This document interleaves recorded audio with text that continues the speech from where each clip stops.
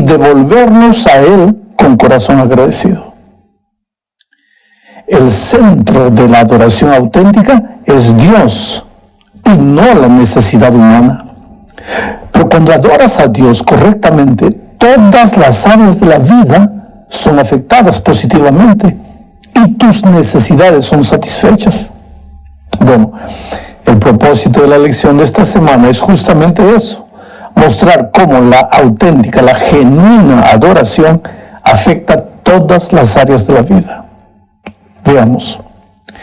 La primera parte de la lección menciona la consagración o dedicación de Aarón y de sus hijos para el sacerdocio. La historia empieza en el capítulo 8 de Levíticos. Mira, voy a leer. Está también en el capítulo 9, 8 y 9, los dos capítulos. Si te pones a leer estos capítulos, te vas a cansar porque son muy largos. Son tantos detalles, desde la purificación de Aarón y de sus hijos, hasta los sacrificios, los animales, el aceite, en fin.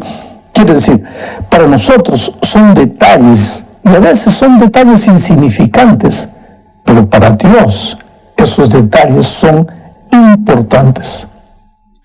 Finalmente, la semana de esa consagración del sacerdote, al octavo día, después que Aarón y sus hijos habían cumplido todo lo recomendado por el Señor, mira lo que registra Levítico 9, versículos 23 y 24. Y entraron Moisés y Aarón en el tabernáculo de reunión y salieron y bendijeron al pueblo. Y la gloria de Jehová se apareció a todo el pueblo, y salió fuego de delante de Jehová y consumió el holocausto con las grosuras sobre el altar. Y viéndolo todo el pueblo, alabaron y se postraron sobre sus rostros. Interesante, la gloria de Dios se manifestó quemando el sacrificio. ¿Por qué? Porque los sacerdotes habían obedecido. Aquí hay una lección interesante. La gloria de Dios se manifiesta donde hay un pueblo obediente. La manifestación de la gloria divina es señal de aprobación. ¿Y cuál fue la reacción del pueblo? Dice, y viéndolo todo el pueblo, alabaron y se postraron sobre sus rostros. Aquí puedes ver una vez más que la adoración es la respuesta de un corazón agradecido a la manifestación de la gloria de Dios. Y esa gloria se manifiesta porque hay un pueblo obediente. Un pueblo dispuesto a cumplir la voluntad de Dios, dispuesto a obedecer. Lo voy a repetir. La adoración es la respuesta de un corazón agradecido a la manifestación de la gloria de Dios. Y esa gloria se manifiesta porque hay un pueblo dispuesto a obedecer. En otras palabras, cuando alguien dice que alaba a Dios, pero no está dispuesto a obedecer, hay algo en esa actitud que necesita ser revisado. A estas alturas conviene que yo me pregunte a mí mismo, ¿estoy dispuesto a obedecer humildemente las órdenes divinas? ¿Es mi adoración el resultado natural de mi gratitud a Dios? Bueno, entremos ahora a la segunda parte de la lección. Es un episodio triste de la historia de Israel. Acabamos de ver cómo, por causa de la obediencia de Aarón y de sus hijos, vino fuego del cielo y consumió la ofrenda de ellos, y como resultado de eso el pueblo empezó a adorar. Pero poco después de este acontecimiento glorioso, dos hijos de Aarón, llamados Nadab y Abiú, cometieron la peor tontería que podrían haber cometido. Levíticos capítulo 10, versículos 1 y 2. Aquí se relata esta historia de esta manera. Nadab y Abiú, hijos de Aarón, tomaron cada uno de su incenciario y pusieron en ellos fuego sobre el cual pusieron incienso, y ofrecieron delante de Jehová fuego extraño que él nunca les mandó. Y salió fuego de delante de Jehová y los quemó y murieron delante de Jehová. Mira, querido, otra vez cayó fuego del cielo, pero esta vez no para quemar la ofrenda, sino para quemar a los pecadores. La primera vez el fuego quemó la ofrenda, la segunda vez quemó a los pecadores. Qué figura extraordinaria de lo que sucedió en el plan de la salvación, porque en la cruz el fuego de la ira divina consumió la ofrenda. Pero cuando Jesús vuelva por segunda vez, el fuego consumirá a los pecadores que no aceptaron la ofrenda en su favor. Mucha gente se pregunta, ¿cuál fue el pecado de Nadab y Abiú? ¿Cuál? La desobediencia. Ellos no podían haber llevado su propio fuego, sino el fuego que Dios había determinado. Sí, pero ese es apenas un simple detalle. Efectivamente, es un detalle, pero ya vimos cómo los detalles son importantes para Dios. Por un detalle, mira, por un simple detalle, como el fruto, Adán y Eva perdieron el paraíso. Por otro simple detalle, como el fuego, Nadab y Abiú fueron destruidos. Y por un simple detalle, porque mucha gente considera un detalle como el sábado, mucha gente se perderá. Esto no quiere decir que la obediencia tenga valor salvador. No, no, no. Solo Cristo salva. Esa es una verdad cristalina, pero en el caso de Nadab y Abiú, ellos se rehusaron a dejar todo en las manos de Dios. No creyeron en la gracia, quisieron hacer las cosas como a ellos les pareció mejor. Parecían Caín, que en vez de llevar un cordero, llevó el fruto de la tierra y fue rechazado. Aquel cordero que Caín debería llevar era el símbolo de Cristo, porque solo Cristo salva. Pero el resultado de una vida salva por la gracia es naturalmente una vida de obediencia. A propósito de fuego para la adoración, ¿qué tipo de fuego estoy llevando a mi iglesia? Mi fuego, el ritmo que a mí me gusta, mi propio estilo de adoración, solo porque así me siento bien. Esto es algo para pensar, porque Dios no aceptará ningún tipo de fuego extraño. Y este asunto es serio.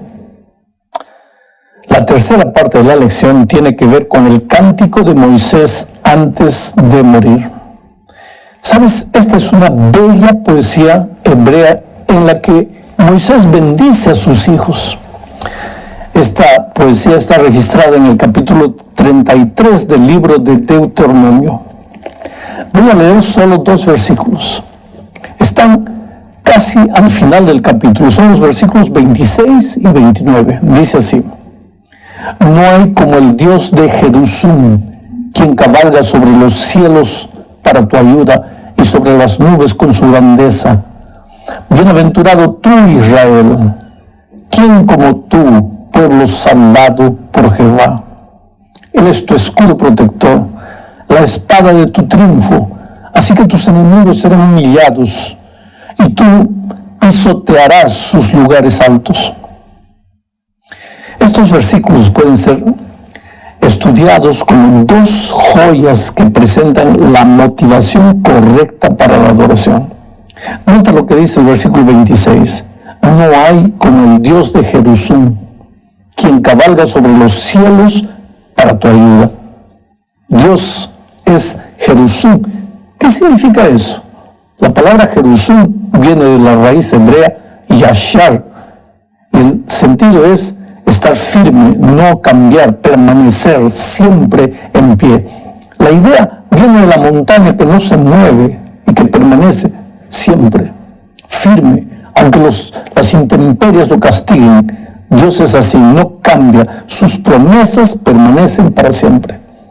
Es el mismo ayer, hoy y por los siglos. ¿Y para qué todo eso? Para ayudarte. Es el Dios que te ayuda, que se preocupa por ti, que vigila tus pasos, que no te abandona. Mira, la noche puede estar muy oscura, puedes no ver a Dios en medio del dolor, pero Él está allí, en el mismo lugar. Solo confía en Él y no desanimes. Esa es la primera razón por la que debes adorar a Dios. En las palabras de Moisés, No hay otro motivo mejor para adorar que saber que Dios está ahí siempre dispuesto a ayudarte. Ahora, la segunda razón que Moisés da para adorar a Dios en este texto que acabamos de leer, dice así: bienaventurado tú, Israel, ¿quién como tú, pueblo salvado por Jehová? Ahí está la segunda razón. Fuiste salvo por Dios. La salvación no depende de ti. Es un don gratuito que recibes del Señor. Por tanto, eres un pueblo feliz. Nadie es tan feliz como tú. ¿No crees que esa sea una buena razón para adorarlo? Pero observa una vez más que el centro de la adoración no eres tú, sino el Señor. El Señor que te ayuda, el Señor que te salva.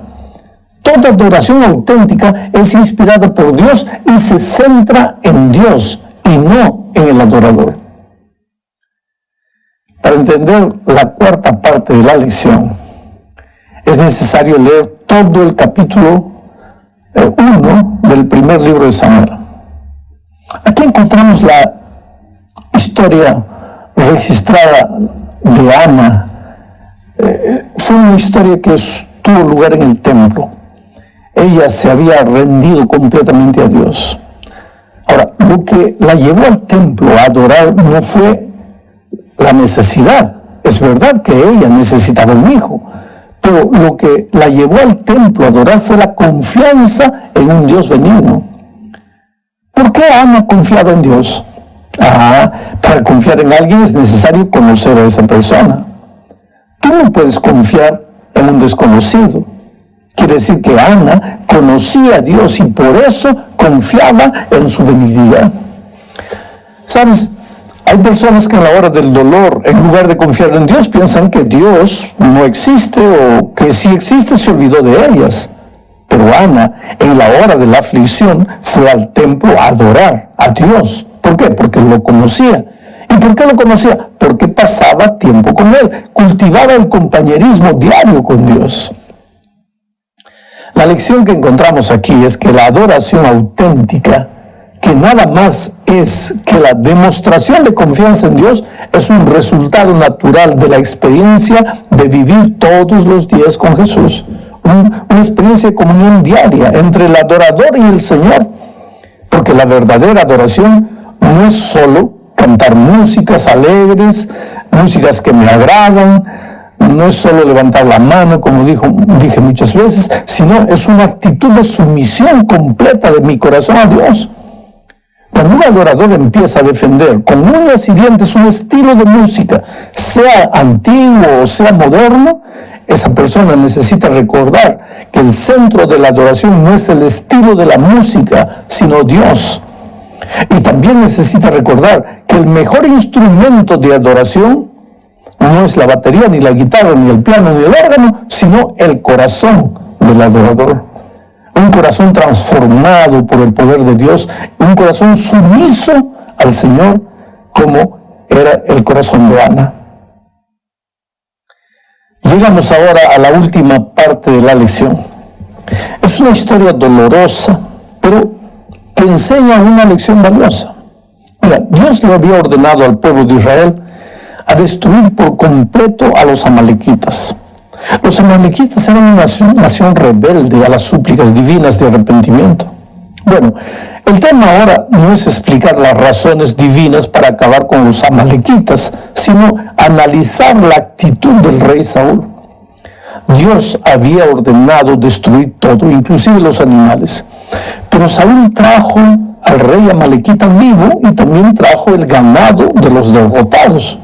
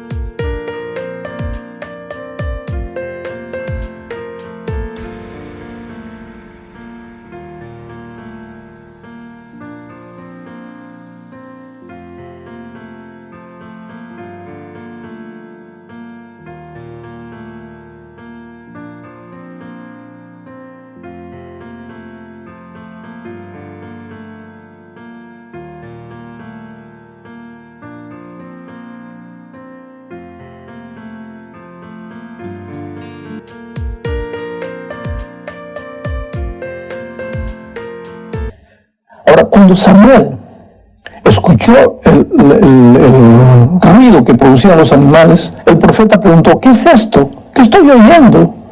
¿Trajiste los animales? Entonces la respuesta de Saúl fue: sí, traje los animales, pero los traje para ofrecer sacrificio a Dios. Entonces viene lo que leemos en primer libro de Samuel, capítulo 15, versículos 22 y 23, que dice: y Samuel dijo: se complace Jehová tanto en los holocaustos y víctimas como en que se obedezca a las palabras de Jehová. Ciertamente el obedecer es mejor que los sacrificios, y el prestar atención que la grosura de los carneros, porque como pecado de adivinación es la rebelión, y como ídolos e idolatría la obstinación. Por cuanto tú desechaste la palabra de Jehová, Él también te ha desechado para que no seas rey. Amigo querido, aquí está el principio que debemos recordar al estudiar el tema de la adoración. Dios no está preocupado en los sacrificios, ni en los ritos, ni en las ofrendas, sino en el corazón.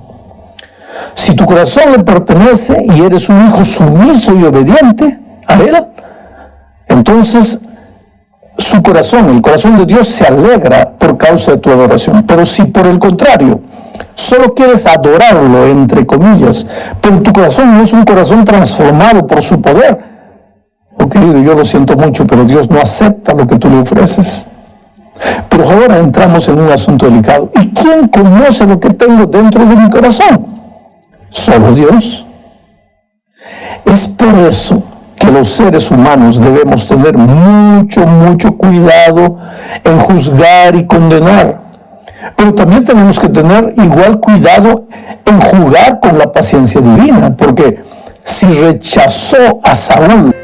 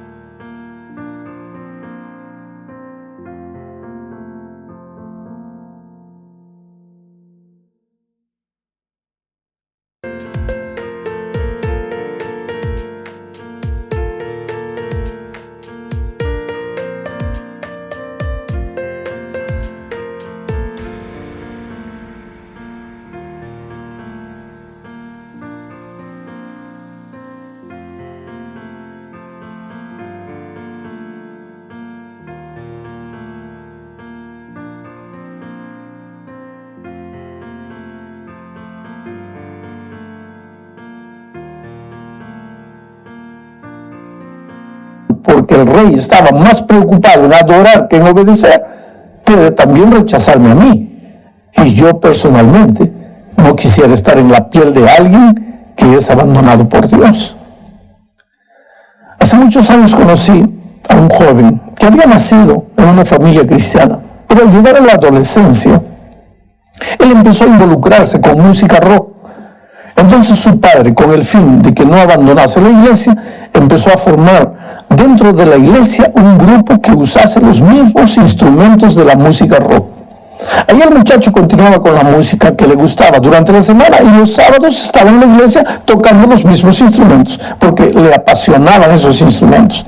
Hasta que un día llegó un pastor a esa iglesia, y ese pastor creía que esos instrumentos no combinaban con la música sagrada. Y cuando el pastor dijo: no se va a usar más esto, el muchacho salió definitivamente de la iglesia. Ahora, el padre del muchacho argumenta que si no hubiesen retirado los instrumentos de la iglesia, el hijo todavía estaría en la iglesia. Ya el pastor dice que el muchacho estaba en la iglesia, pero no estaba por causa de Cristo,